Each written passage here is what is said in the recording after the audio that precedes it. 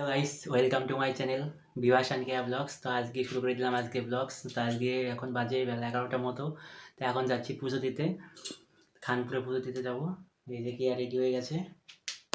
এই যে পুজো দেওয়ার জন্য যা যা লাগবে সব গুছিয়ে নিয়েছি। তারপরে এই যে বেরিয়ে পড়লো কেয়া বাড়ি থেকে। এবার আমরা রওনা দেব। তো বন্ধুরা দেখতে থাকো। এখান থেকে 4-5 কিলোমিটার মতো যেতে হবে, তারপরে সেই মন্দিরটা।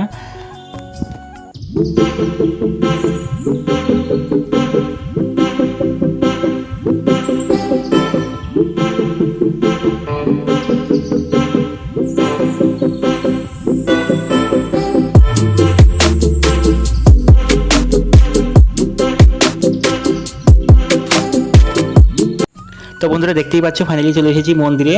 তো মন্দিরটা দেখো, অনেক দিনকার পুরনো মন্দির। তো এখানকার ঠাকুর খুবই জাগ্রত শুনেছি। তো পরপর দুটো মন্দির এখানে আছে, দুটোতে শিবলিঙ্গ আছে, সবই দেখতে পাবে যখন পরে ভিডিওতে দেখাচ্ছি। তো দেখতে থাকো।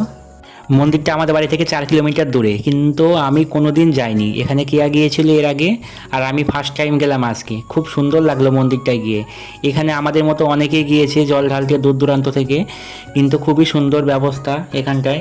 মানে এক এক করে কোনো সেরকম তাড়াহুড়ো নেই, নিজের ইচ্ছা মতো ভালো করে পুজো দিতে পারছে। এই যে আমরা চলে আসলাম ফাইনালি, আমাদের এখন পুজো দেওয়ার টাইম চলে আসলো। কেয়া ওখানটায় পুজো দিতে বসে বললো। তো বন্ধুরা দেখতে থাকো তোমরা।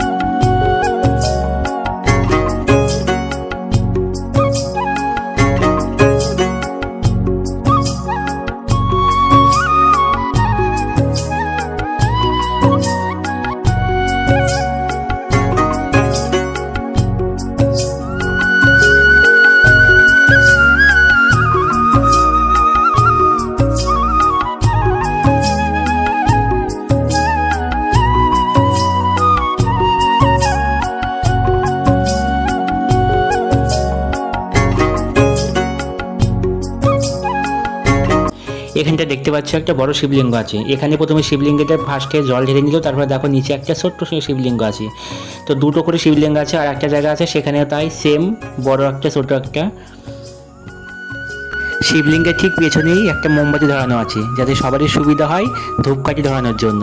তো কেয়া ওখান থেকে ধূপকাঠিগুলো ধরিয়ে নিল। দুজনে একসাথে জল ঢেলেছিলাম, কিন্তু ভিডিওটা করার লোক ছিল না, ওই জন্য সিঙ্গেলভাবে কেয়ার জল ঢালা আমার জল ঢালা পরপর করা হয়েছে। তো বন্ধুরা দেখে নাও, আমিও জল ঢেলেছিলাম, দুজনে একসাথে জল ঢেলেছিলাম। সেটা ভিডিও ক্যাপচার করা হয়নি, কারণ ভিডিও করার কেউ ছিল না তখন। এরপরে চলে আসলাম পাশের মন্দিরটায়। এখানটায় দেখো কেয়া সেমভাবে একইভাবে আবার এখানটাতে পুজো করে নিচ্ছে। এখানটাও একটা বড় শিবলিঙ্গ আর নিচে একটা ছোট শিবলিঙ্গ আছে। তো এখানে সেমভাবে পুজো করে নিচ্ছে। তো দেখতে থাকো বন্ধুরা।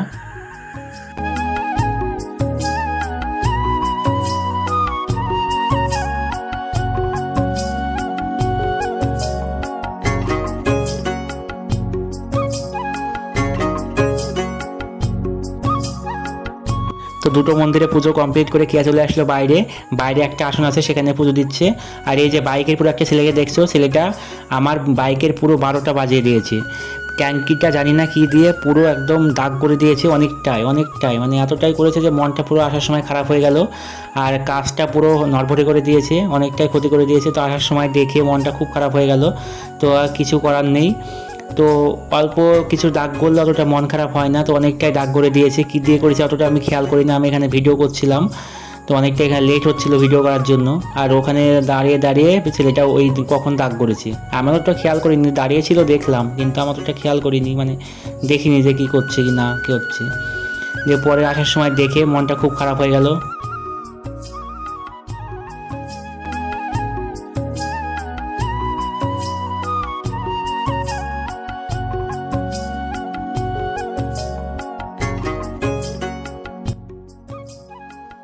এখানকার পুজো সব কমপ্লিট করে চলে গিয়েছিলাম শ্বশুরবাড়িতে।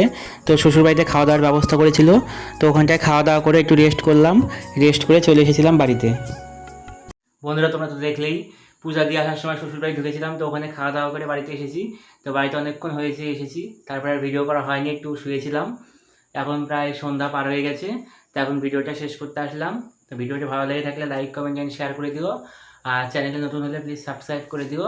তো আজকের মতো এই পর্যন্তই, আবার দেখা হবে নেক্সট ভিডিওতে। আজকের মতো টাটা।